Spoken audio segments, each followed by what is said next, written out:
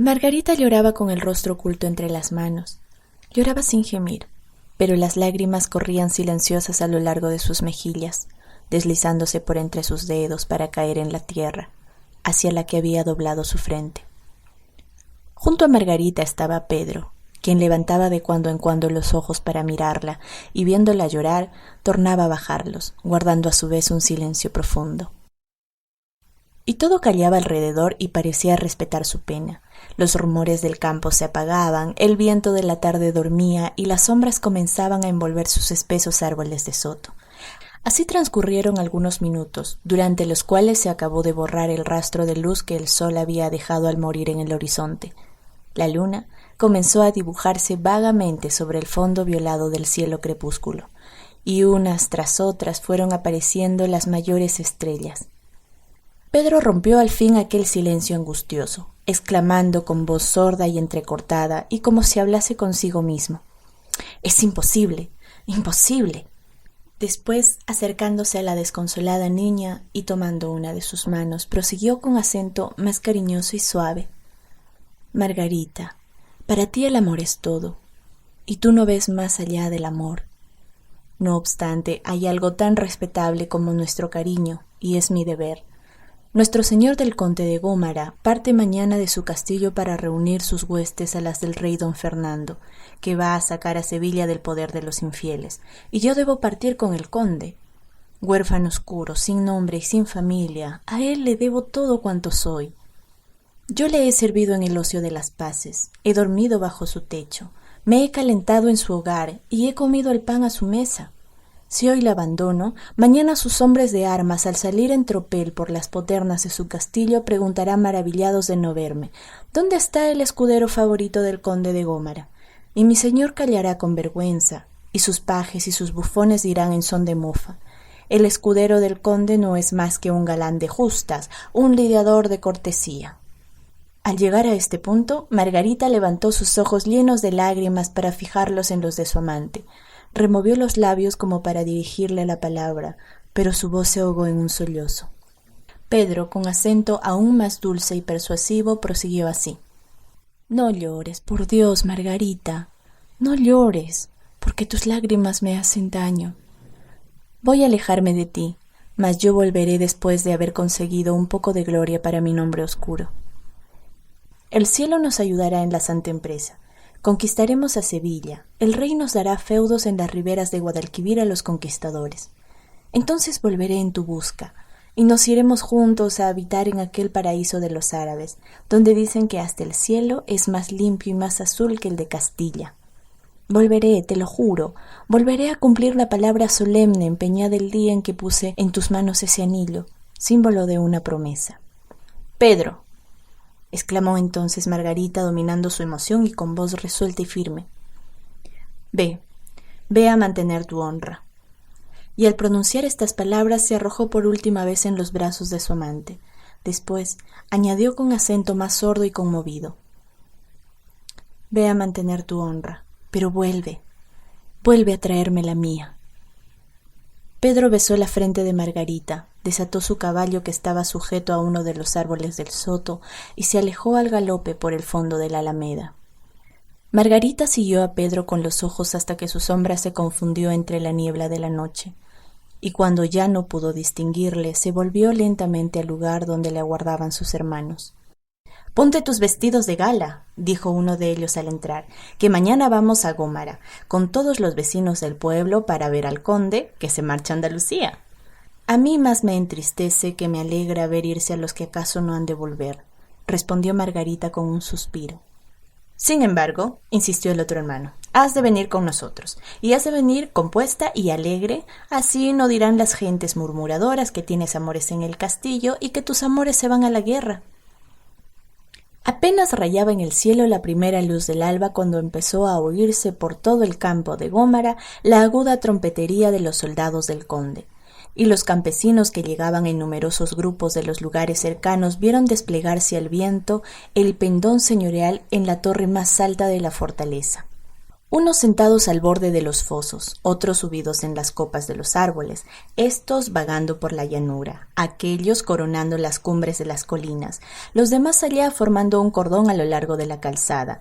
Ya haría cerca de una hora que los curiosos esperaban el espectáculo, no sin que alguno comenzara a impacientarse. Cuando volvió a sonar de nuevo el toque de los clarines, rechinaron las cadenas del puente, que cayó con pausa sobre el foso y se levantaron los rastrillos, mientras se abría de par en par y gimiendo sobre sus goznes las pesadas puertas del arco que conducía al patio de armas. La multitud corrió a agolparse en los ribazos del camino para ver con más sabor las brillantes armaduras y los lujosos arreos del séquito del conde de Gómara, célebre en toda la comarca por su esplendidez y sus riquezas. Rompieron la marcha de los farautes, que deteniéndose de trecho en trecho pregonaban en voz alta y a son de caja las cédulas del rey, llamando a sus feudatarios a la guerra de moros, y requiriendo a las villas y lugares libres para que diesen paso y ayuda a sus huestes. A los farautes siguieron los heraldos de corte, ufanos con sus casullas de seda, sus escudos bordados de oro y colores, y sus birretes guarnecidos de plumas vistosas. Después vino el escudero mayor de la casa, armado de punta en blanco, caballero sobre un potro morcillo llevando en sus manos el pendón de rico hombre con sus motes y sus calderas, y al estribo izquierdo el ejecutor de las justicias del señorío, vestido de negro y rojo. Precedían al escudero mayor hasta una veintena de aquellos famosos trompeteros de la tierra llana, célebres en las crónicas de nuestros reyes por la increíble fuerza de sus pulmones. Cuando dejó de herir el viento el agudo clamor de la formidable trompetería, comenzó a oírse un rumor sordo, acompasado y uniforme. Eran los peones de la mesnada, armados de largas picas y provistos de sendas adargas de cuero. Tras estos no tardaron en aparecer los aparejadores de las máquinas, con sus herramientas y sus torres de palo, las cuadrillas de escaladores y la gente menuda del servicio de las acémilas. Luego, envueltos en la nube de polvo que levantaba el casco de sus caballos y lanzando chispas de luz de sus poetos de hierro, pasaron los hombres de armas del castillo, formados en gruesos pelotones que semejaban a lo lejos un bosque de lanzas. Por último, precedido de los timbaleros que montaban poderosas mulas con gualdrapas y penachos, rodeado de sus pajes que vestían ricos trajes de seda y oro, y seguido de los escuderos de su casa, apareció el conde. Al verle la multitud levantó un clamor inmenso para saludarle, y entre el confuso vocerío se ahogó el grito de una mujer, que en aquel momento cayó desmayada y como herida de un rayo en los brazos de algunas personas que acudieron a socorrerla. Era Margarita. Margarita, que había conocido a su misterioso amante en el muy alto y muy temido señor conde de Gómara, uno de los más nobles y poderosos feudatarios de la corona de Castilla. El ejército de don Fernando, después de salir de Córdoba, había venido por sus jornadas hasta Sevilla, no sin haber luchado antes en Écija, Carmona y Alcalá de Río de Guadaira, donde una vez expugnado el famoso castillo, puso los reales a la vista de la ciudad de los infieles. El conde de Gómara estaba en la tienda sentado en un escaño de alerce, inmóvil, pálido, terrible, las manos cruzadas sobre la empuñadura del montante y los ojos fijos en el espacio, con esa vaguedad del que parece mirar un objeto y sin embargo no ve nada en cuanto hay a su alrededor.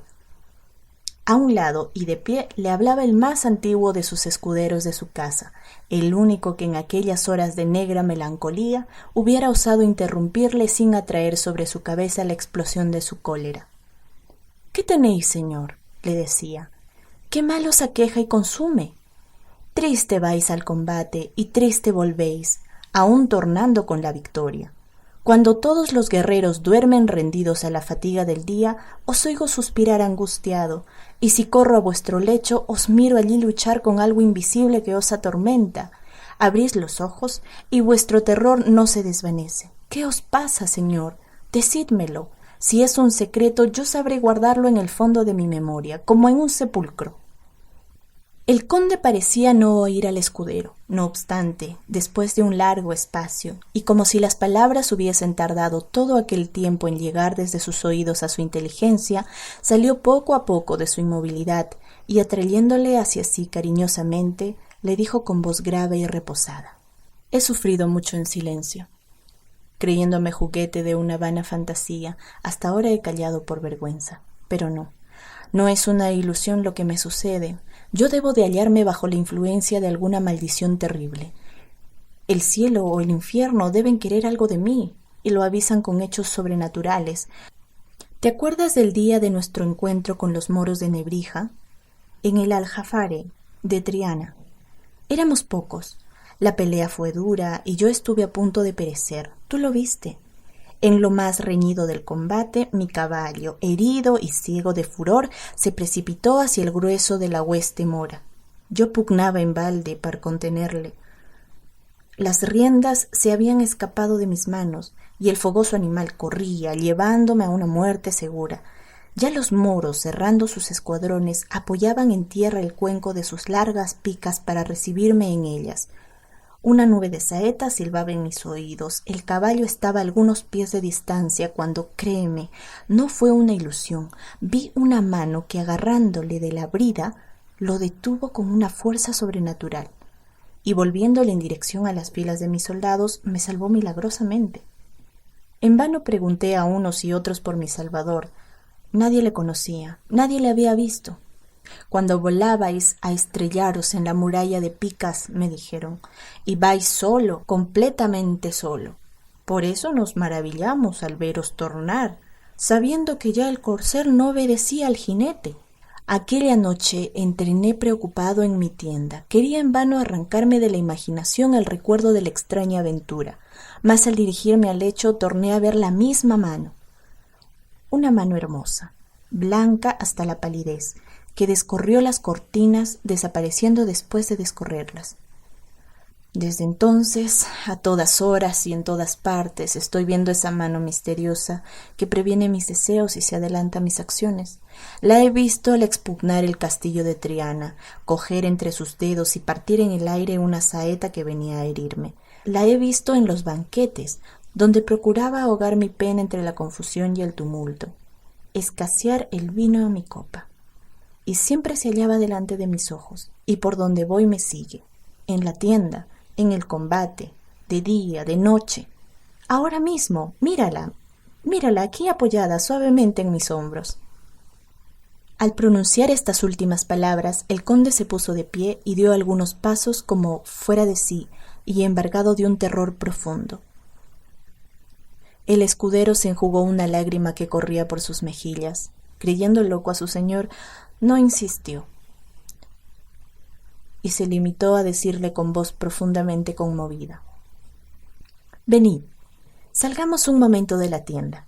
¿Acaso la brisa de la tarde refrescará vuestras sienes, calmando ese incomprensible dolor, para el que yo no hallo palabras de consuelo?» El real de los cristianos se extendía por todo el campo de Guadaira, hasta tocar en la margen izquierda del Guadalquivir.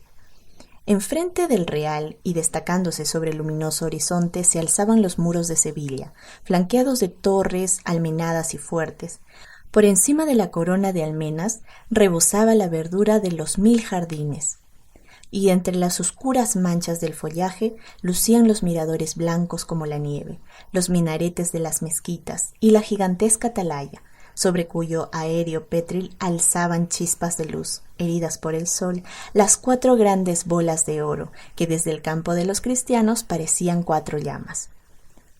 La empresa de don Fernando, una de las más heroicas y atrevidas de aquella época, había traído a su alrededor a los más célebres guerreros de los diferentes reinos de la península, no faltando algunos de los países extraños y distantes, llamados por la fama a unir sus esfuerzos a los del Santo Rey. Tendidos a lo largo de la llanura, mirábanse pues tiendas de campaña de todas formas y colores, sobre el remate de los cuales ondeaban al viento distintas enseñas con escudos partidos, astros, grifos, leones, cadenas, barras y calderas, y otras 100 y 100 figuras o símbolos heráldicos que pregonaban el nombre y la calidad de sus dueños.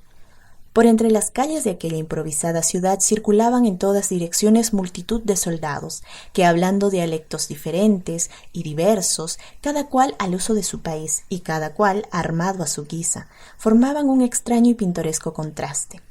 Aquí descansaba